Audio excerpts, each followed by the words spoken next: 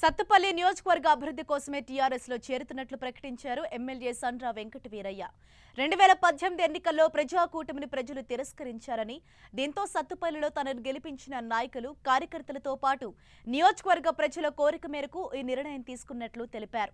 తెలంగాణలో టీడీపీని ప్రజలు ఆదరించే పరిస్థితి ఇకపై లేదని అన్నారు. సీఎం కేసీఆర్ రాష్ట్ర అభివృద్ధికి ఎంతో కృషి చేస్తున్నారని, ఇకపై రాష్ట్ర అభివృద్ధికి తన వంతు సహకారం అందిస్తానని స్పష్టం చేశారు సండ్ర వెంకట వీరయ్య. కానీ మొన్న జరిగిన సాధారణ ఎన్నికల్లో యావత్ తెలంగాణ సమాజం టీఆర్ఎస్ పార్టీ వెంట ఉండి కేసీఆర్ గారు చేపడుతున్న అభివృద్ధి సంక్షేమ కార్యక్రమాలకు ప్రజలు మద్దతిచ్చి ప్రజాకూటమిని ప్రజలు తిరస్కరించడం జరిగింది.